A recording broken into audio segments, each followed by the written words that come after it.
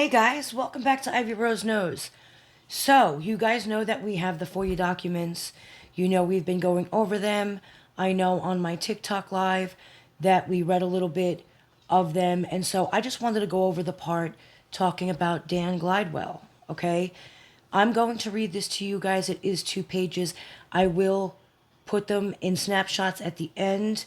They're not going to be very big, but I will do the best I can to get those pictures up there for you.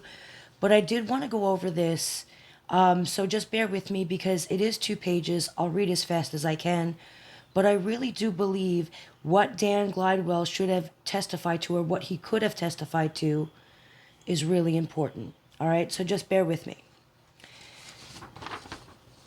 Counsel was ineffective for failing to investigate and call Dan Glidewell at trial. Gypsy referenced a friend that she attempted to turn off in 2011. Had Mr. Glidewell been called, he would have testified that he met Gypsy Blanchard at VisionCon in Springfield, Missouri in early 2011. He would testify that they communicated by Facebook or cell phone. Gypsy switched her Facebook accounts and usernames often. During this time period, they engaged in sexting and sent sexually explicit content to one another. Gypsy knew what she was doing sexually. In contemplating having intercourse together, Gypsy told him that she did not need her wheelchair and could move around like any normal girl. Gypsy sent him naked images of herself, including images of her intimately playing with the toothbrush.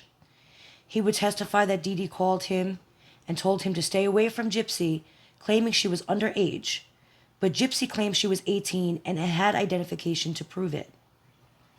At one point, he stopped communicating with her because of the question of age. Gypsy continued to contact him, pleaded with him to stay in contact with her, and continued to insist she was of age.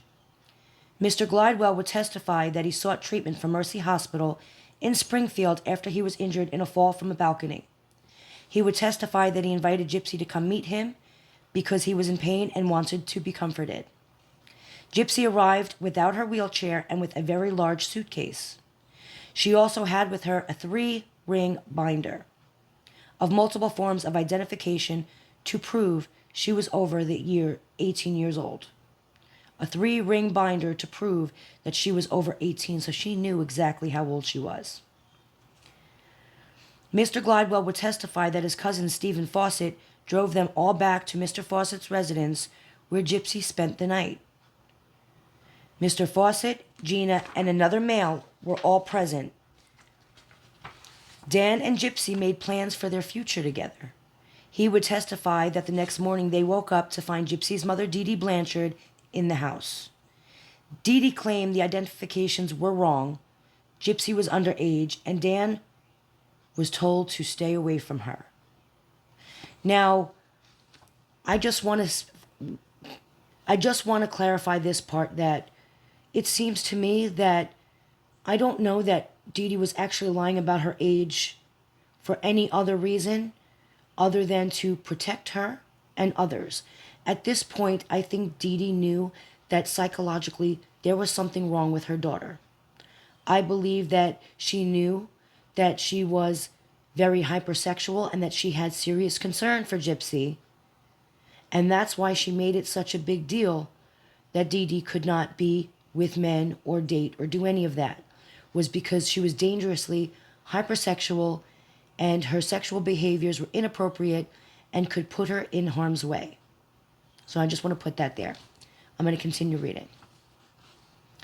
He would testify that they stayed in contact online until 2014, when he had a serious girlfriend. Even after telling Gypsy he was no longer interested, Gypsy continued for a long time to send highly provocative messages and images trying to get him to respond. 2014, 1 year before Deedee was murdered. She was already with Nick at this point. So that just goes to prove that it was never about her having a relationship with Nick. Nick was used as the scapegoat to kill Deedee so she could be with Dan. Dan, a man that she fixated and obsessed over and wanted, even though he did not want her back.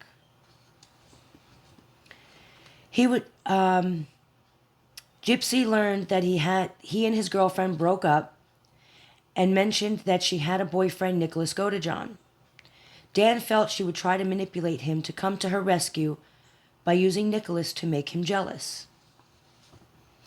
Mr. Glidewell would testify that Gypsy messaged him in June of 2015, close in time to the murder, asking to meet for coffee and to say goodbye. He did not know if she wanted to have sex or just to say goodbye, but he thought better of it and did not go. He will testify that he learned after the fact that Gypsy's mother was dead when she asked to meet with him. Counsel's failure to investigate and call Dan Glidewell as a witness at the trial resulted in prejudice to Mr. Godejohn. So that right there is really important because it shows that it was never about Gypsy wanting to be with Nick. It was never about Deedee not allowing Gypsy to be with Nick. It was about Gypsy wanting to be with Dan, being completely fixated and obsessed on this guy, and Deedee knowing that, hey, look, that is a dangerous situation. Deedee, in my opinion, absolutely knew there was something wrong with Gypsy, and her not allowing Gypsy to be with men was her way of protecting Gypsy, and obviously for good reason, because look at the sexual behavior that we see, that we have evidence of. We have evidence that her sexual appetite was just dangerous. It was far too much for her. Deedee absolutely knew this, in my opinion. And this goes right back to where Gypsy told everybody in her book that Deedee wouldn't allow her. Oh, the birds are chirping. I'm sorry. I have my window open. Where Gypsy said that Deedee would not allow her as a young child to play with Barbies. Well, doesn't that make a whole hell of sense?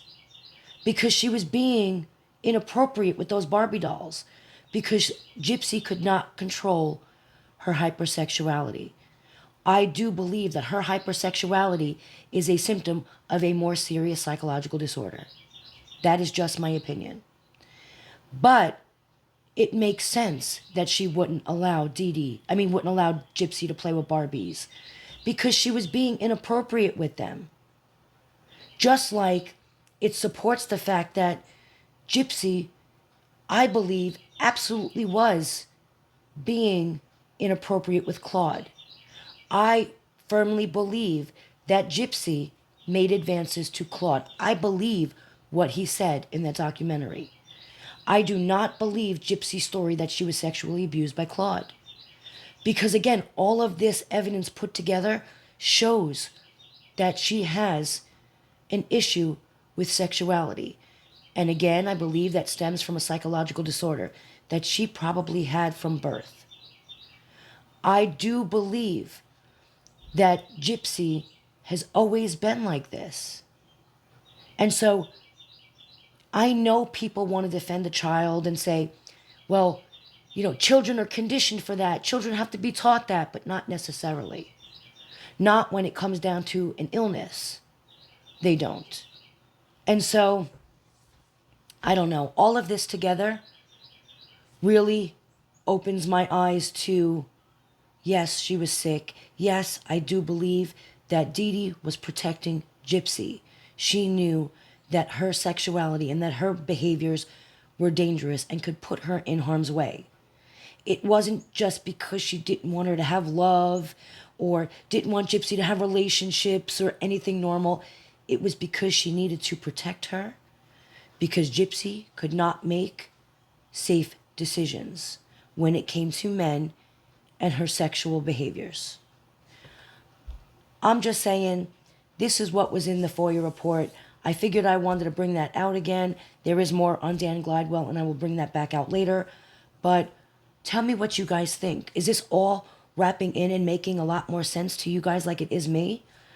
And I don't know. Tell me what your thoughts are in the comments. I really want to hear if you agree with this. Obviously we know what his statement would have been, but do you agree with how I'm putting this all together? Can you guys see it a little more clearly? Do you think that I'm looking at this wrong? Let me know what your comments are. Let me know what your thoughts are. Again, I will be answering the comments. Just give me some time today. And I will be doing video responses to some that are just, too much to answer back in writing. I really appreciate you guys being here. I really appreciate you guys. I can't talk today. I really appreciate you guys watching. Please don't forget to like the videos. Please don't forget to subscribe if you have not. It really helps my channel out. And hit the bell because, again, we will be going live, both Nina and I, on Saturdays to recap what we cover in our TikTok lives. And I have been reposting the TikTok lives here on the YouTube for you guys to watch and get that information as well. And so I will talk to you guys later. Thank you, guys.